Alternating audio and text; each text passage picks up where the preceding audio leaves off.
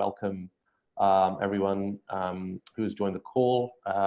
Just to give you a bit of perspective, I think we're going to have a lot of new individuals on the call.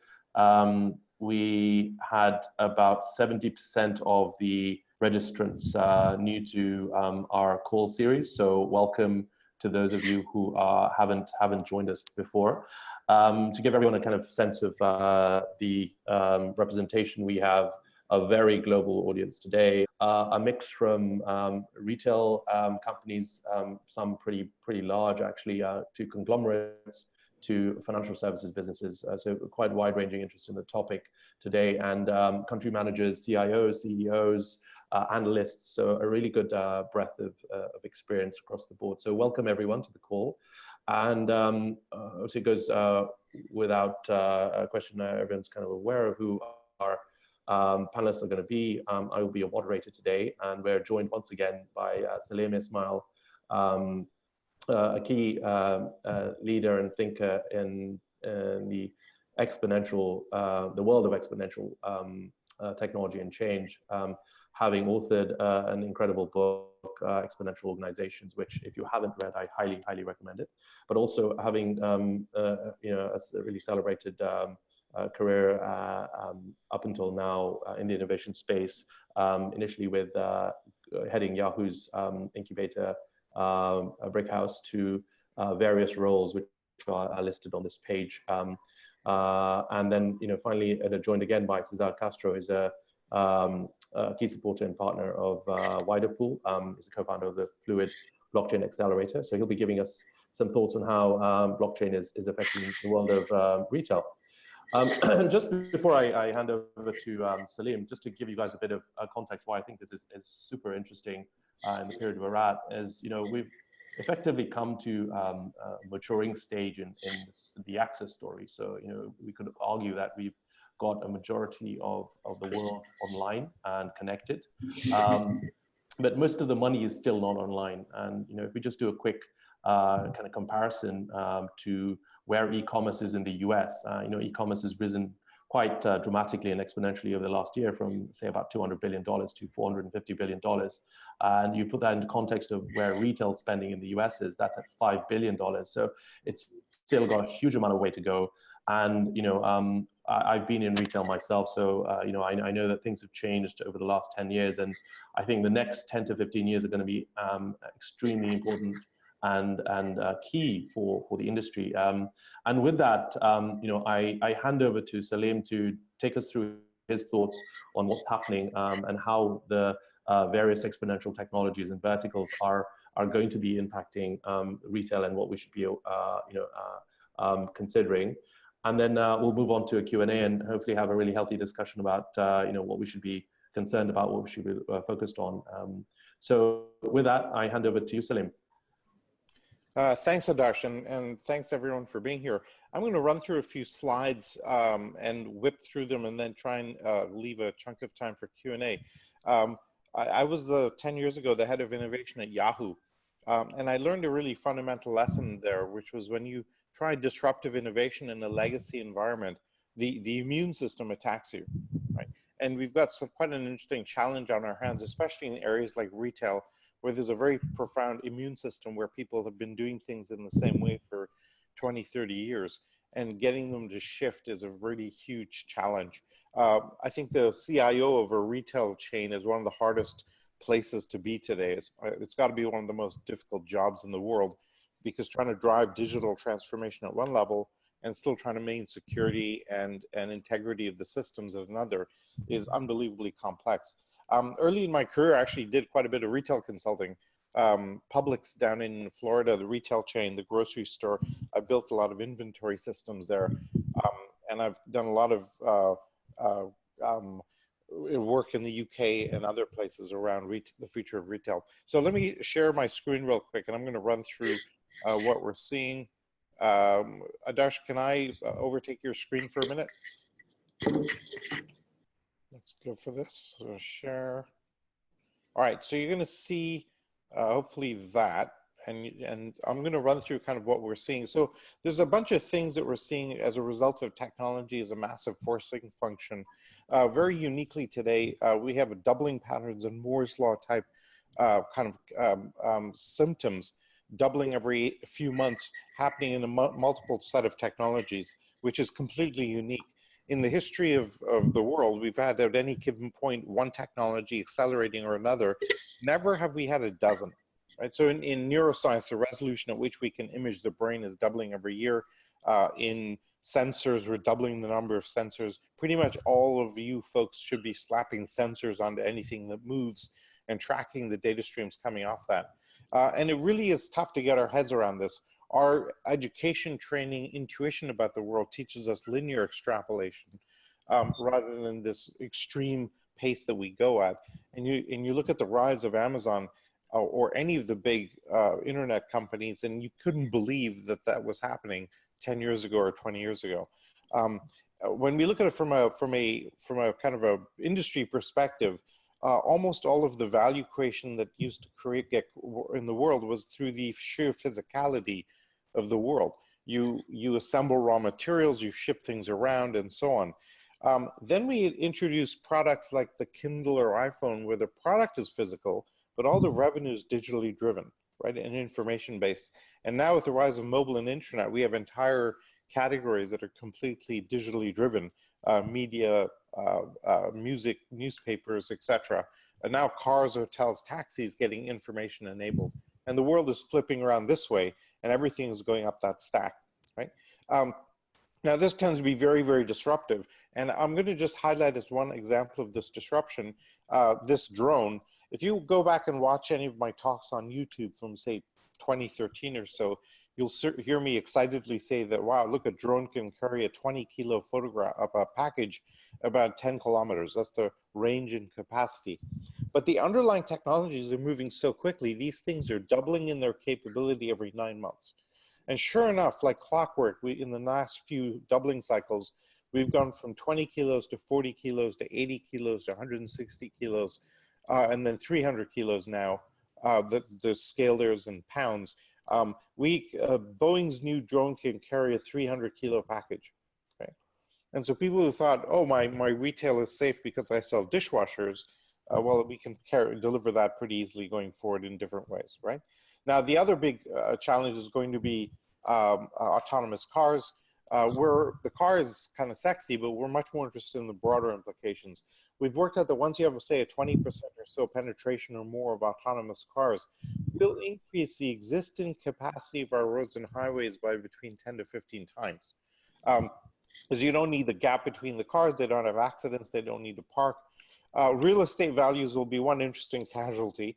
Real estate spikes in the middle of big cities all over the world because it's so hard to get in and out. When it's 10 times easier to do that, what happens to real estate?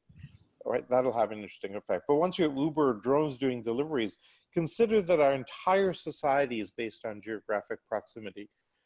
Retail store locations, bank locations, voting districts, school districts, the whole thing. And so how do we predict where that goes as we light up the suburbs in very interesting ways, but now also becomes easier to get in and out of a downtown? And this will not be driven by any kind of, big technological assessment. It's simply the fact that the economics are so profound. An autonomous car is about 1/10 that of a car with a human driver in it. And so that's where we'll drive it.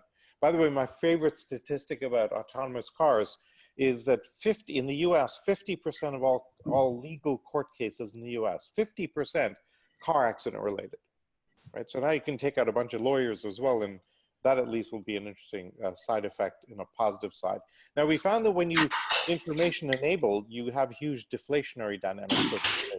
Because the first thing that's happening is the metabolism of the economy is accelerating, right? It used to take 20 years to create $1 billion marketplace. That's happening now in months.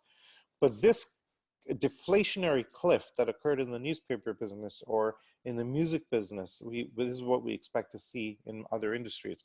And we're just starting to see it in retail. We think it's got about a 10-year run just because of the size of the industry. But we find that when you information enable, you tend to see revenues abruptly stopping.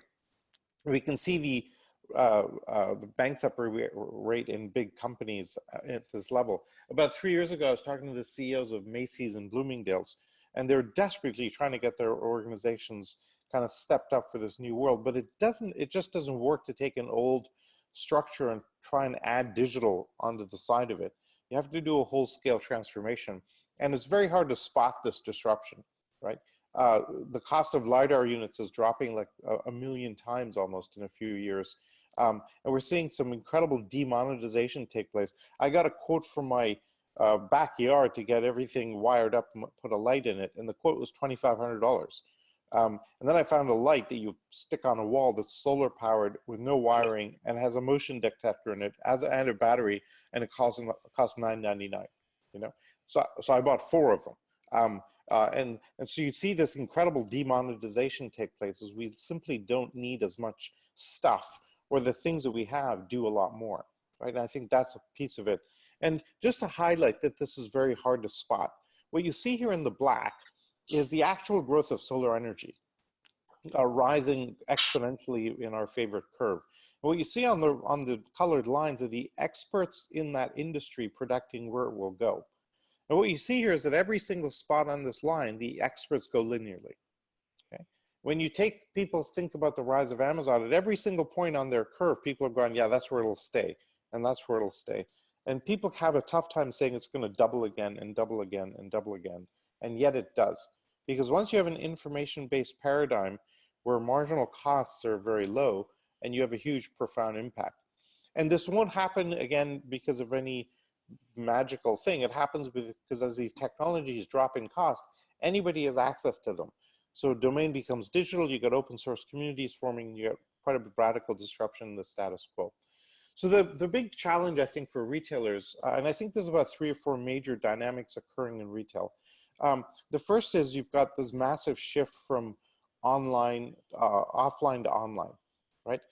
10 years ago, people wouldn't have believed that you'd have gotten here. Today it's 10%, but there's no way it shouldn't get to 50, 60%. It's just the dynamics of the environment. And you see what's happening in Asia. The big Black Friday equivalent was literally $30 billion in a day of online sales. That's just a staggering number. The second thing I think, and a lot of this comes from a discussion I was having with Dan Murphy, who's a retailing guru from the UK, wrote a book, et cetera, et cetera. Dan has been living in this world for quite a while, and he noticed that you have all of these, everybody's trying to become Amazon, but you can't do it from a legacy environment. You have to completely create a new environment from scratch to operate in this model. The third thing is we've got huge geopolitical kind of stress as we have populism. The trade wars are starting to appear. This is going to drive up a lot of cost and a lot of uncertainty for retailers all over the world. I think the most important demographic, though, and shift is happening that retail used to be transactional, and all the transactions in the world happened at physical retail outlets. And today, many of the transactions are happening online, and the retail outlet is basically a showroom, right? And shopping malls are now social experiences, not transactional experiences. And so we're starting to see services pop up rather than products being sold in those environments. And your dollar per square foot of retail spend or retail revenue, everybody's just dropping like a stone. I think the US will be the hardest hit. If I remember the statistic correctly, the US has 6 times more retail square footage per capita than Europe. Which is just a staggering number in terms of, there's a lot of more space. But if you travel the suburbs of any big city, there's these massive malls everywhere, and people aren't using them in the same way. And I think this causes a lot of stress on the real estate side, because as people try and figure out what to do with these, the big real estate and property companies are having a lot of stress around this. So the big question is, what do you do about this? This quote from David Rose has been stuck in my head now for quite a few years. It makes the point that our organizations globally are designed for efficiency and for predictability. Right? We're trying to deliver the same widget in 100 countries and using back-end ERP systems, et cetera, et cetera. But today the world is different. You need to be architected for agility, flexibility, adaptability, speed. And our org structures simply don't match up to this. And we wrote this book looking at a totally new breed of organization that's occurring. where the world is operating in a totally different way.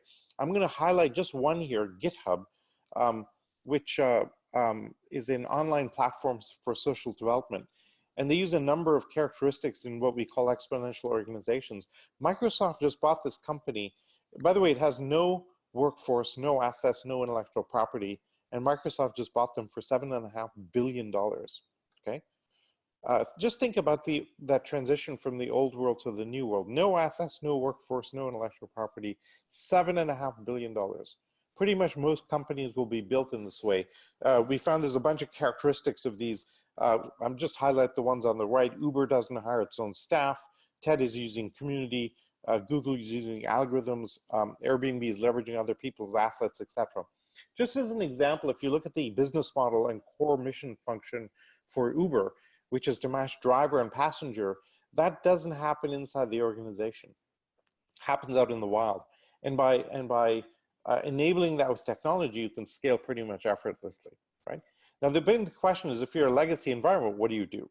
And we think there's two major pieces that you have to do. First, you have to update your leadership. We are operating in a totally new world, and most leadership in most traditional retailers is coming with 20, 30 years experience in that domain. And they simply can't understand what's happening today, okay? The second, and maybe most important, is do not do disruptive innovation inside the core organization. Do it at the edge in different sectors, different verticals, different countries, and then move to that model in different ways. We're starting, you know, there's a bunch of war stories here. Let me touch on a couple here. Nestle with Nespresso is a good example. Nestle for years tried to run Nespresso as a division of the mothership, and it was just basically going nowhere. They finally put the team on the edge and said, okay, go run separately away from the core functionality of the organization, and boom, it's now a $6 billion line of business, and you pretty much don't have a hotel room anywhere without an espresso machine anymore.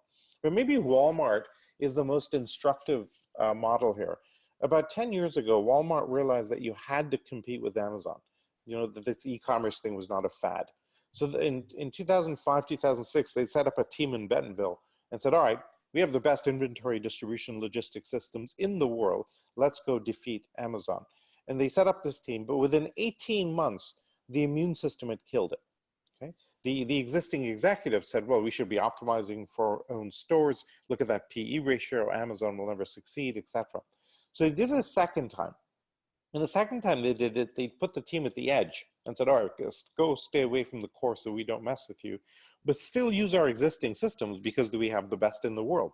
And again, the traditional mindset in most big companies is we have, you know, we should leverage these assets that we have, right? And so the team started off again the second time. 18 months later, it was dead because the business found out about it and set about killing it. So they did it a third time.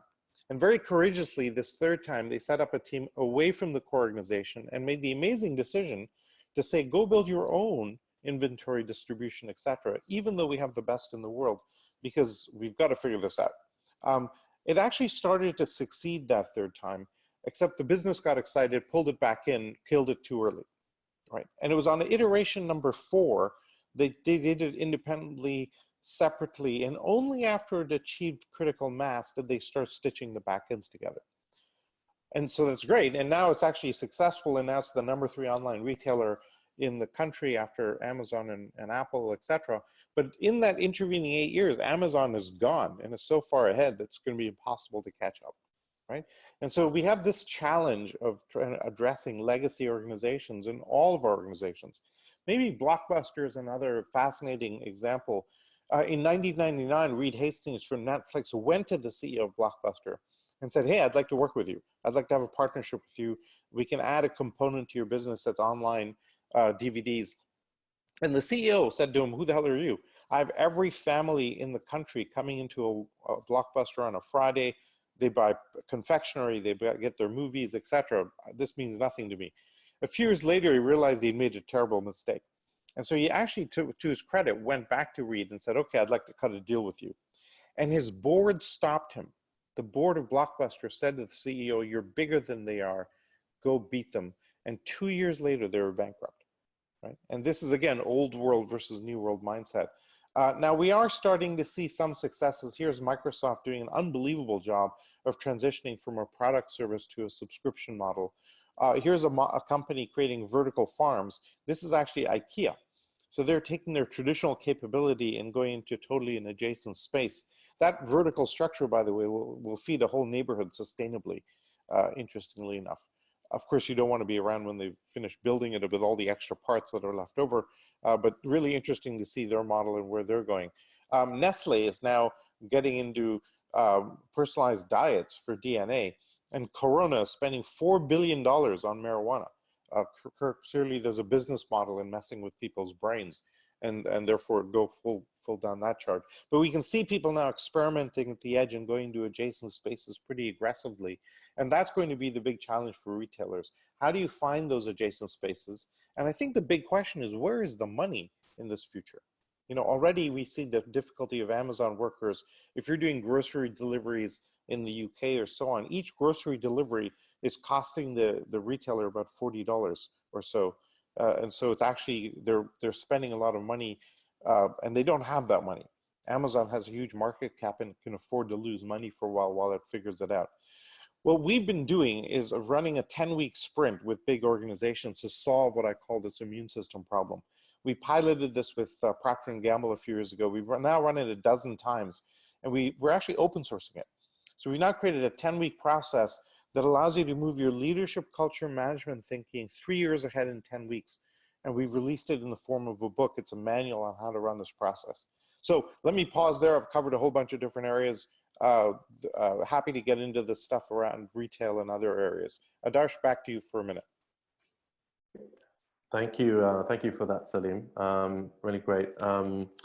Okay, so let's jump into Q&A, but I'm going to encourage this time our attendees to please be forthcoming with questions. We have a Q&A little tab here on Zoom, so feel free to ask questions, and rather than me driving the conversation. Otherwise, I'm getting more out of this than you are.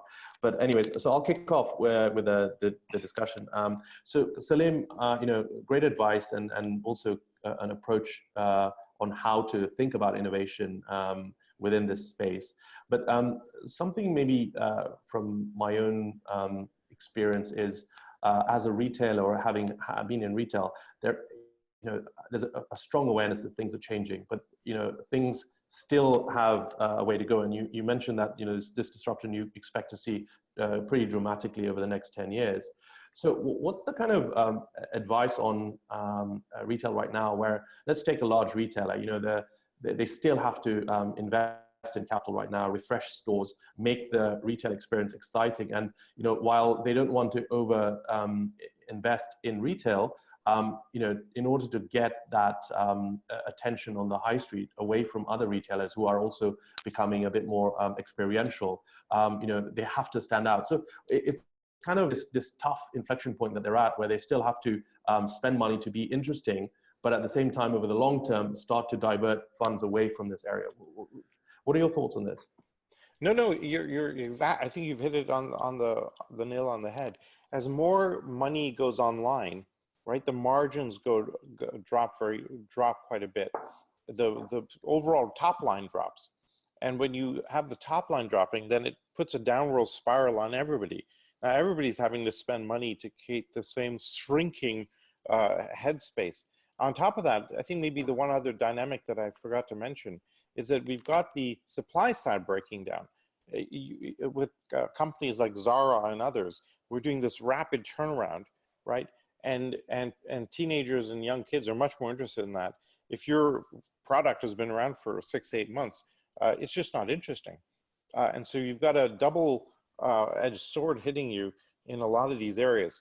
And I think it used to also be the conventional wisdom that you could put some things online, right? But things like shoes, forget, you're never going to put shoes online because of the customization around it. But totally Zappos has blown that out of the water. And now pretty much, I'll go back to the idea that the online store is basically a showroom, which is what I think Amazon's going to end up being. Amazon Go and some of their online capabilities, they're testing the cute retail experience. But really what you're going to end up with is that kind of model. There's no question in saying closed retailing, you'll end up with some sort of sharing. You already have models like Rent the Runway, where I can basically go online and do this. By the way, as a side note, Rent the Runway, which has a subscription model to nice clothing, which a box arrives every month type of thing, and then you return it when you're done with it. It's the biggest dry cleaning operation in the world. Because every time they turn this over, so they've actually gone into a whole side business, which is dry cleaning around this. I honestly don't know what happens to the future of retail around this. It's a pretty difficult model to be in right now. Yeah, no, fair enough. Totally. And I guess just expanding on that point, you know, I was looking at, I mean, if you take a P&L for a retail business, you know, there's rent, there's staff, and, you know, if you then compare it to a new business, while marketing spend might be comparable, but then being spent in different areas, a digital business is mainly spending its marketing money digitally. But the sense I get is, you know, there's more capacity for digital spending these digital businesses where they don't have to spend on rent, they don't have to spend on staff. So actually, you could even argue that the amount of dollars that are being spent on digital marketing by online companies is lower than they should be. So there's even more of a threat. How would you sort of compare this and sort of wake up traditional retailers to this threat? Well, here's the key insight that we got from the book Exponential Organizations. And the key insight is, what is making these new organizations tick? How are they getting such crazy market caps? Are they justified? Are we back in the safe spaces to say, oh, we're back in the 1998, 1999 time type of boom, and it's all going to collapse in a horrible mess, right? But it's different this time, and I'll tell you why. When you're running a business, you worry about demand and supply, right? Very specifically, what's the cost of demand, what's the cost of supply, and hopefully on the right side of the equation. What the internet did for us for the first time in the history of business, it allowed us to drop the cost of demand exponentially. Online marketing, referral marketing, every Silicon Valley company is going for the viral loop. If you can do that, your acquisition costs actually go to zero, right? So that's pretty cool. You can acquire customers at zero cost. That's a magical thing to be able to do. And so you saw the first decade of the 2000s as people learning how to do marketing online and getting their marginal cost of acquisition down very, very dramatically. But what's interesting about this new breed of organizations that we call EXOs is they've figured out how to drop the cost of supply exponentially, right? Airbnb's marginal cost of adding a room to their inventory is almost zero. Whereas if you're Hyatt, you have to build a hotel, right? Same with traditional retailers, their marginal cost of increasing supply is very high. Whereas if you're an online retailer, you throw up a website and off you go, right? And that's an existential threat. I'll tell you a quick story. In our very, very first summer in 2009, in our summer program at Singularity University, we had a lecture on entrepreneurship. And David Rose, who's from The Quote, who's one of the godfathers of angel investing, did this talk about how quickly, et cetera, et cetera. At the end of the hour, this student puts up his hand and he goes, yeah, I think I just did it. And they're like, what'd you do? So this kid in 1 hour threw up a website called barbershopcoupons.com, bought a bunch of Google ads, and reached a bunch of barbershops who said, hey, if you want to offer a coupon, we can give you a discount. And by the end of the hour, it was generating revenue.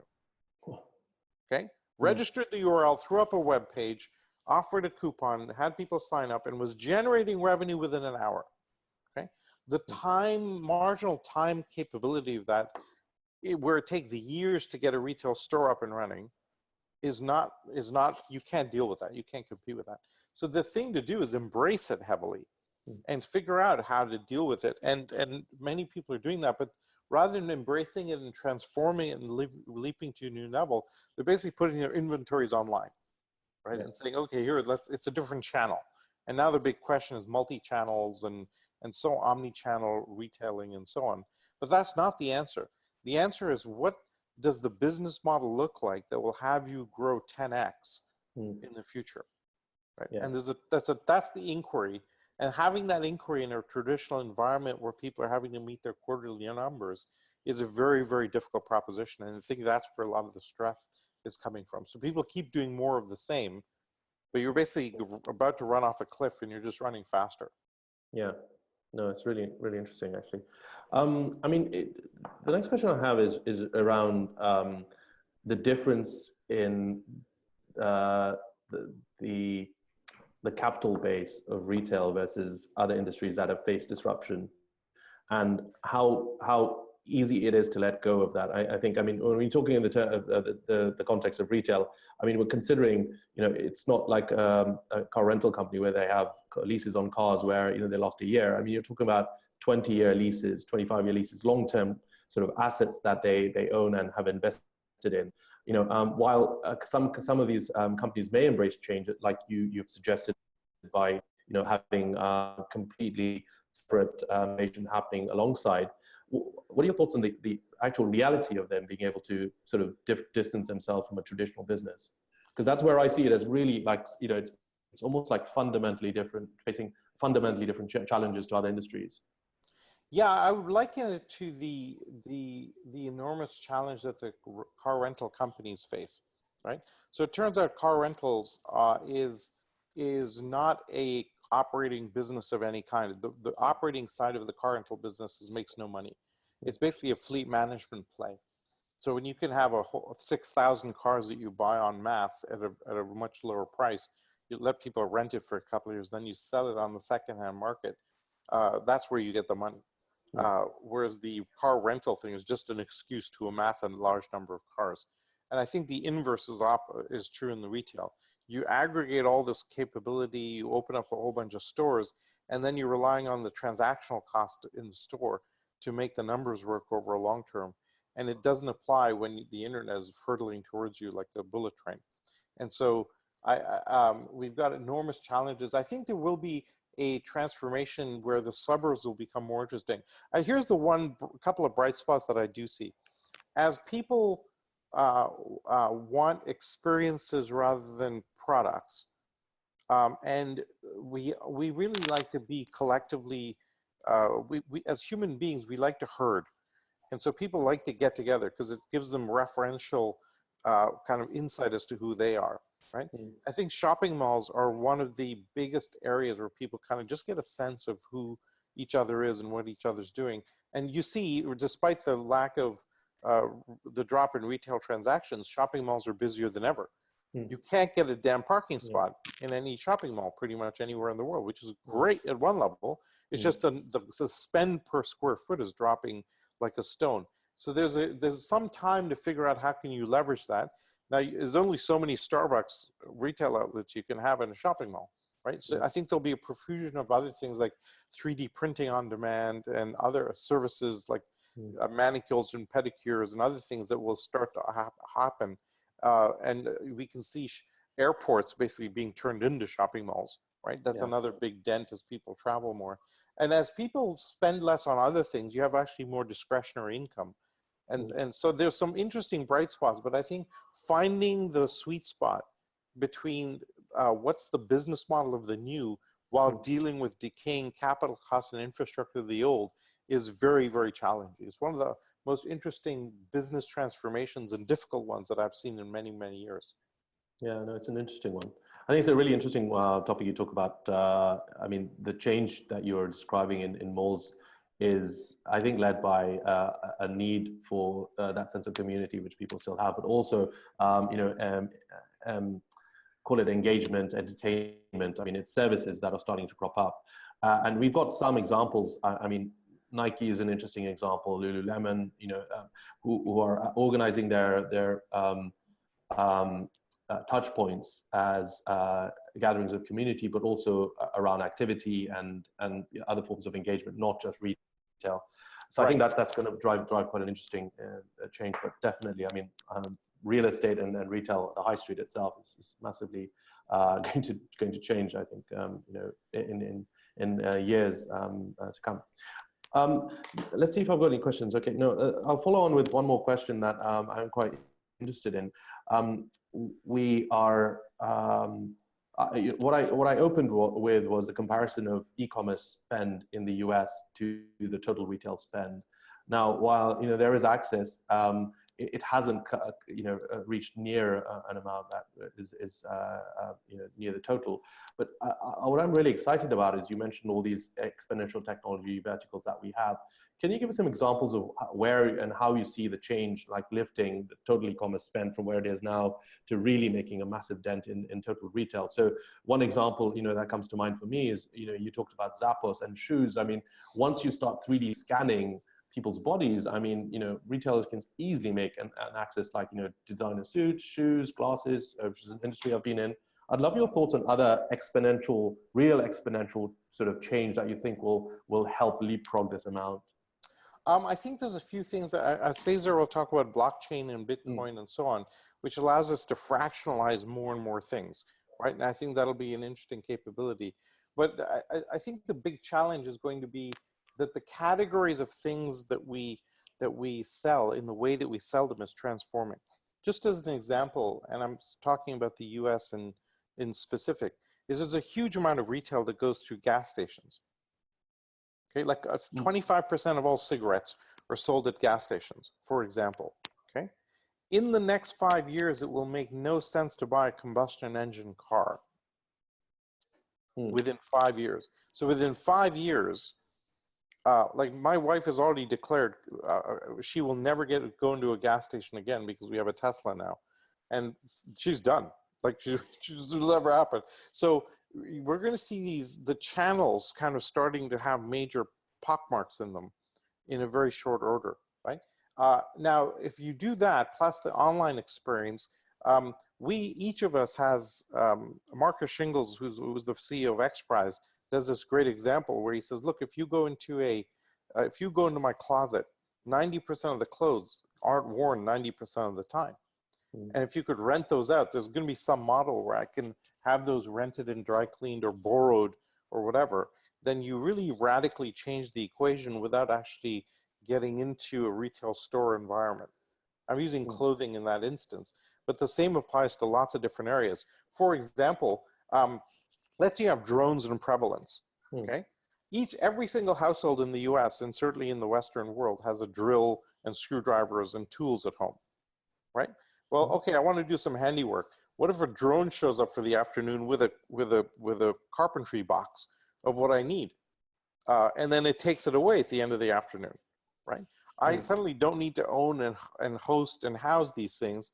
There's a lot of things that we use very, very episodically in our houses, but we all have one. Yeah. And I think there's going to be a massive transformation over time with new delivery mechanisms. So, for example, we have a colleague who's just testing delivery bots, which is basically a little shopping cart delivery robot on wheels that delivers stuff at night. Right? And then if you can do that, you take trucks off the streets during the day, and anything can be delivered. And therefore, when you can drop the delivery cost because the cost of the driver is 90% of the cost, huge implications for that. No, really, really interesting. I guess for me, a summary is that it's not just the impact of access that people have online that will dramatically change this. It's also, as you kind of have given some examples, there's parallel changes happening. Like, for example, the Tesla example, if gas stations are a channel that people access right now to sort of buy products, they won't be accessing that channel the way they do at the moment. So it's really important to also think about, concurrent changes that are happening, in different areas through various technology verticals, I guess, is a summary. Why don't we move on to welcome Cesar to help us understand how blockchain is impacting this space. Over to you, Cesar. Yeah, sure. Let me share my presentation first. The idea here is to help us understand, how much of what's going on blockchain is really an opportunity and how much is really a hype. And we are going to be focusing on retail today, following, the initial conversation. So as Salim was explaining, we are really moving from the internet as we know it into something that is called the Internet of Value. And the smartphones and the blockchain are going to be the key enabler of that. And then in parallel, we are also seeing all this IoT moving forward and the Internet of Things. A lot of that also happening because all the changes that are coming in the energy sector. But today we are going to talk more about this Internet of Value and how what is that and how is that impacting the retail. So let's start a little bit about blockchain, explaining what is blockchain. And more than going in the technology, it's important to understand why blockchain is important. And the key is that the blockchain solves the problem of trust. So when a group of people has to work together to get an objective, and you can use this technology to make sure that everybody is aligned, that nobody is lying, that nobody is playing different games, we can get much more things. We can gain new value from the ecosystem. We can create new economies. We can get objectives together, even if we are competitors. And of course, when we look this from the perspective of trading and retail, we can do trading anywhere in the world, and trading for the wider concepts of buying and selling products anywhere in the world with anyone, even though if we don't know the person. So that's very important. Today we go to places where we know, places that they have a warranty and they've been doing business in a good way for many years. But now with all this online movement going on and the new technology, we will see how we can do trading and commerce, buying and selling with anybody, anywhere. So the things that enable the blockchains, they could be some public databases, or they can be private, they can be platform, they can be software. But the important concept is that with blockchain, we are solving the problem of trust. And that's at the core of what trading is. So blockchain is basically a distributed ledger, a distributed database that is immutable, that is shared. So instead of what we know today, let's put the example of the banks, where we have all our accounts, but all the database is with the bank. We are going to have a distributed network where each of us will have that database, and then that will eliminate the intermediaries, and it will be giving power to the people. So that database is shared, and that's secure, because I didn't mention in the previous slide, but something important to understand about blockchain is, from technology perspective, is that the combination of two things. On one side, all the development in cryptographic, and the other side of the development on decentralized and distributed databases. When those two things are combined in a creative way, then we have blockchain, which is the technology that is solving the trust problem. And as I say, they are also distributed. So this is a very high level what the blockchain is. And what I want to mention now is how that's changing businesses. So we know platform economies and things like Facebook or Google, but they are moving into the sharing economy. So in the platform economy, as Salim explained, the cost of demand is going down. In the sharing economy, also the cost of offering is going down. In the peer-to-peer economy, what we get is the possibility for each of us to trade and to generate relationship with somebody else anywhere with the trust. So the benefit of this system, which is secure and decentralized, is that it creates first efficiencies. Also, we can do it in a way that is private and secure. Then we can do it much faster, and we can save costs and generate new value, which is very important. It's not just about the cost. Initially, many projects start for the cost, but if you do it right and you tokenize the whole model, you will exploit new values, opportunities that we're not able to do before. So another important concept to understand is the creation of the smart contracts. Blockchain basically is known as the technology behind Bitcoin, which is a currency for buying and selling products. But the next killer application was the smart contract. So this smart contract is basically a contract that is written in code, in computational code. This is an example of a contract right in the Ethereum platform in Solidity. And it looks a little bit difficult, but it's gonna be easier and easier as we develop. So we are in the early stages, and yes, and somehow it's very technological driven yet, but people is working all over to make it easier and easier. So that contract is written, that contract is put in the blockchain, so it's secure in the blockchain. And when a trigger happens, the contract execute. And then there is no discussion of, yeah, the contract is gonna happen or it's not gonna happen. So it brings a lot of trust and enable many transactions, which are very important for retail. So all this is impacting many different industries radically. So it started with the digital currency, as I say.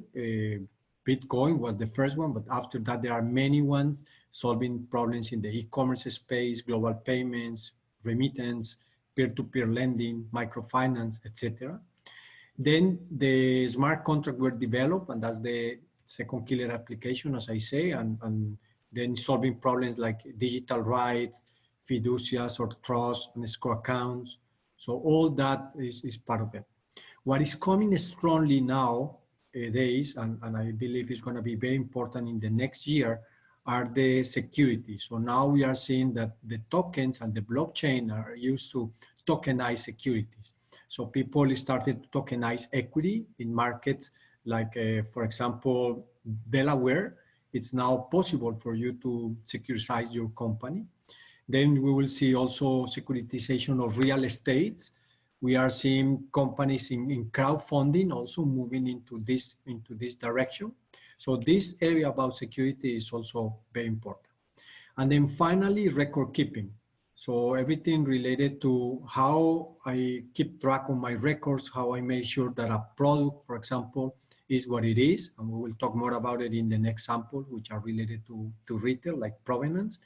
All that will be solved with this part of the record keeping. So ownership, my medical records, my voting capabilities and voting power, all that could be used and decentralize and generate trust in the blockchain. So the key thing about all this, how you move it into the business. So to do that, the important point is tokenize your business. And what makes the difference between what is hype in blockchain and what is real is when you are able to really tokenize something that exists. So for example, if you tokenize an asset that's easy to understand, so it has a value behind it, so nobody's going to be running. When you tokenize a business that is already running and is real and is happening, so you have that thing and that something is not a hype, it's real. If you have an economy, as for example, Salim that created his exponential organization economy, and you have that community, you can create that community and you can allow value exchange in something that is real. So those kind of things really made the difference between what is hype and what is a real opportunity. Investors now are much more savvy than a year ago, and they are really looking deep into, okay, is something behind this offering, is something behind this that is real. It's not just a project that is going to be built, but it's something that is real. And that's how investors are approaching the new world of blockchain investments and tokenization. So let's go into the retail that I think will clarify many things. I pick here 4 examples of what blockchain are how blockchain is helping retail. And I will say I pick it in an order as I believe they are more advanced. So the consumer payments are really well into adoption and in some cases even beyond. The product verifiable record, this is in adoption. The B2B payment is something that is between pilots and adoption, and the digital advertising, this is still on pilots. But all this is happening and all this is impacting retail. So let's talk a little bit about consumer payments. So the consumer payments are important, mainly where high transaction costs constrain the market. And there are different cases. I have here a couple of examples. One is 10X. 10X, basically what they did is they have a crypto wallet and they have a card, a Visa card. And then they connected both. So basically it allows customers to use a Visa card in any retail that you accept Visa card, that I think are most of them about the world, at least in the developed world, and use their crypto money into there. So that's one thing that is happening, that's TX. Then we have Bitcoin. So we have the application of Bitcoin checkouts. Basically, there are restaurants or retailers that are categorizing BitPay, which is the solution here, this payment solution, as an authorization-free credit payment type. So basically, retailers around the world are allowing people to use this mechanism, which is BitPay, which is a wallet in your cell phone, to pay the services, the product with Bitcoin. So customer payments are there. And there are companies that has been leading and accepting cryptocurrency and Bitcoin for over a year now. Overstock is one of them. And now recently Overstock even announced that they are changing the business model from the online retailer to become a pure blockchain company and reinventing themselves. So they are finding as their own space, and they want to go more into pure blockchain business than the retail business. We have New Web also in Canada. We have Subway, we have Microsoft, so services, products, foods, or online retailers. There are many companies already accepting crypto. So the customer payments is happening and is beyond the early adoption. That's the first thing, and that's something as a retailer for you to think about. What are you going to be doing? The second application here is related to provenance of your products. And this is the next most developed area in the blockchain space for retailers. So we have different cases. The first one is logistics, that basically bring visibility of where your products are anytime during the whole supply chain. And that's very important for inventory management. Then we have traceability and provenance that basically allow you to, in a trusted way, let people know where the product is coming from. If I sell vegetable, for example, I don't have to trust the retail anymore that those vegetables are from organic and they are near to where I'm selling the product, or they are grow near where they are selling the product. It will be all in the blockchain, and it will be all public, and it will be all secure and immutable. So that's very important. And actually, I have this example here with Walmart that is already announcing that they are asking their providers to use blockchain to trace problems with the quality in the value chain, in the supply chain. So that's something that is happening.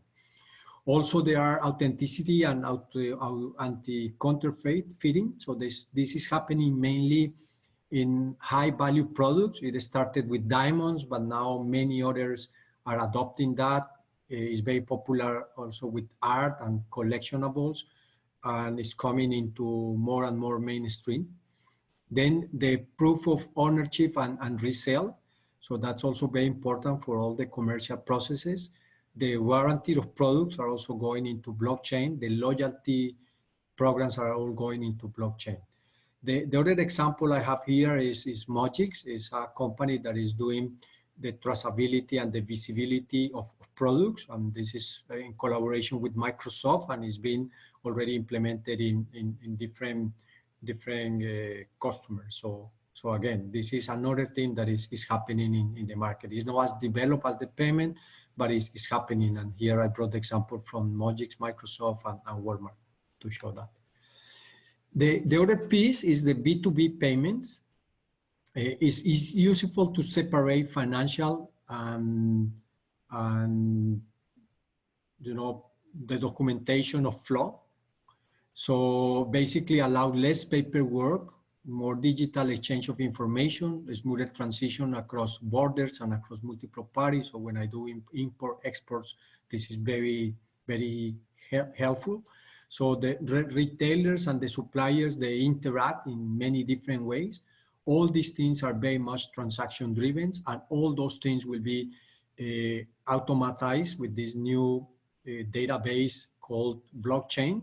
And all the intermediaries that are playing between the suppliers and the retailers, like for example, the logistic companies, they are going to be in a high risk of their business being totally disrupted, because the smart contracts, as I explained before, will allow to automatize many of these flows, both in the financial and the documentation flow, generating less cost for suppliers and retailers.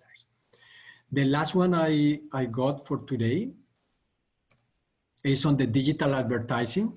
And as I say, this is the less developed, but basically the privacy of blockchains is finding very effective ways for corporations without all the invasion that we are having from digital advertising.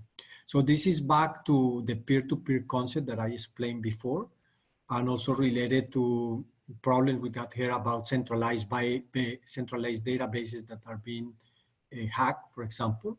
So the data of the customer will stay with the customers, and basically I can be private and I can still be, impacted by advertising, or I can still have the benefit of advertising. So I will say that in that way. So we have Matt High, which is a project that is actively working on this. And on the right side, we have a company in Spain. It's called Global Accelerator. It's an agency, marketing agency that became a lead generation agency. And now is decentralizing the whole model. Doing all this lead generation in a decentralized platform. So very interesting, and people can monetize their leads, and companies can also monetize the leads that are unused leads. So the digital advertising is also happening. After all this, the question is, what can we do? After I reflect on this, what's going to be my next steps? So at Fluid, we facilitate transformational blockchain projects, and we're happy to engage with anybody that is interested. We have a way of working that has been successful. We have applied this to 10 different projects around the world. I'm happy to talk and discuss. The lessons learned from today, I would say, is 4 things. The first thing is that definitely the technology is not mature. We are in an early phase of the technology, and there is a risk and there is an opportunity. And that's true for people that decide to invest, but it's also true for people that decide to start experimenting. But then on the other side is a reality. You saw all the examples, brought different industries. You saw the examples, particularly in blockchain. And it's very important for everybody, not only in the retail, but any industry, to understand the implications and connect with projects in the industries, so you can really see and learn what's going on. The third thing is you have to create an experimentation plan for blockchain, but also for some of the other exponential technologies that Salim explained. And finally, to make sure that you are doing something that is not just hype, but is real exponential and make the difference. One of the key things is that you need to tokenize a real business, a real asset, a real ecosystem. And that's what made the difference between a hype project or a real opportunity.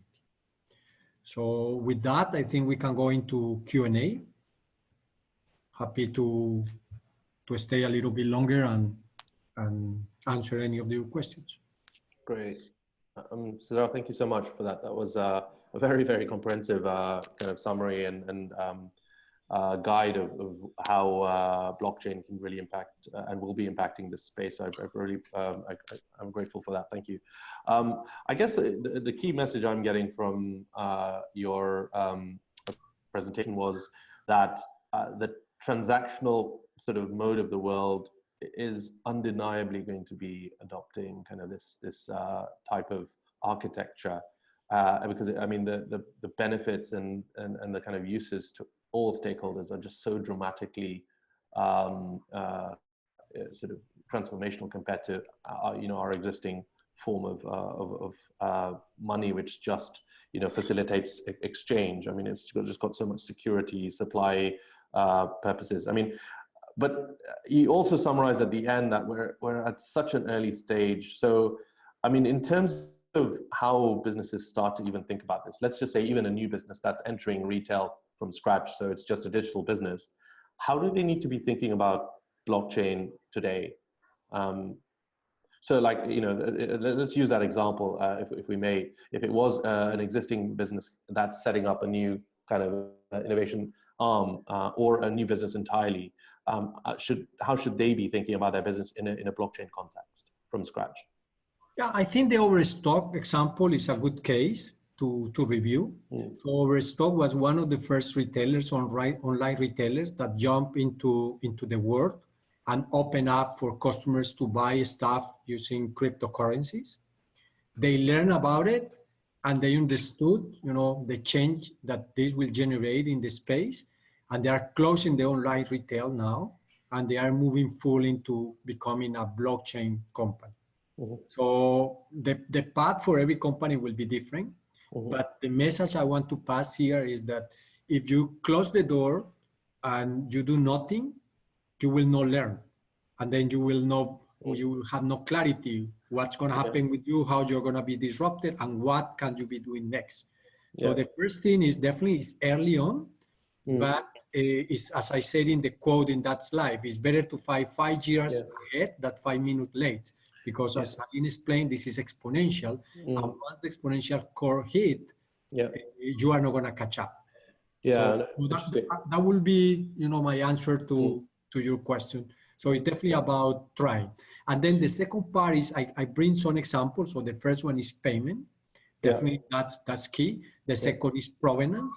So if it's something more for your core development, I will be looking to these two opportunities. So let's talk a bit about that. I mean, I think, for payment, that's the obvious one, which you can access quite easily by accepting crypto. But just talking more about, I mean, you gave an example of a company that is helping businesses tokenize themselves to then have, provenance and more accurate kind of supply chain monitoring and even beyond that. Can you give us an example of a business, namely a retailer, that has already embraced this tokenization of its product and assets that we can get our heads around? Yeah, the example I think you are referring is the Mojix. Yes. That's correct. So they are starting now with provenance and logistics and supply chain. So basically, and they are working with retailers in the fashion space.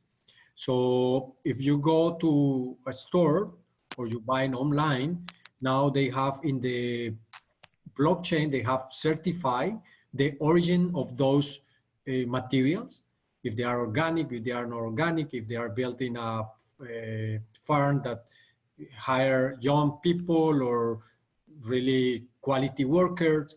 So all that is there, and all the traceability of the product is with the product. So basically, the retailers that are using their solution, they don't have to do marketing and people to believe that what they are saying is true about the product or the manufacturers. They don't have to do that.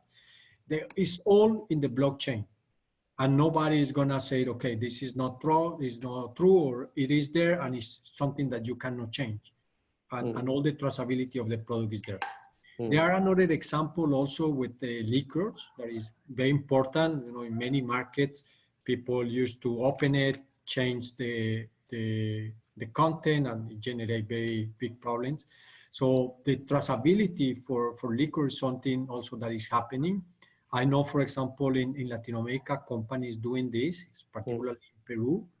And I know some projects also doing this kind of things in Russia and the East, West Europe. There are some examples and some retailers implementing traceability for alcohol. Yeah, okay. And where are we? I guess the answer was earlier on, later on in your presentation.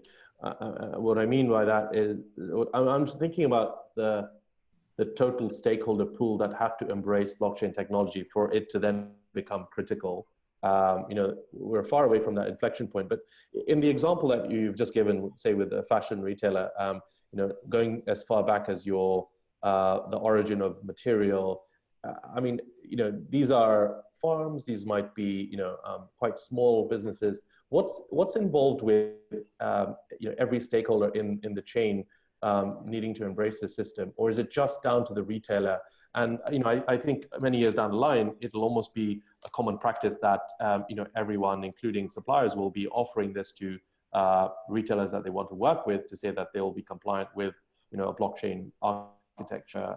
But how does that all? How does everyone in this fit together? Because That's a very important question because it's key to differentiate the projects, the different projects that you can find in the blockchain space.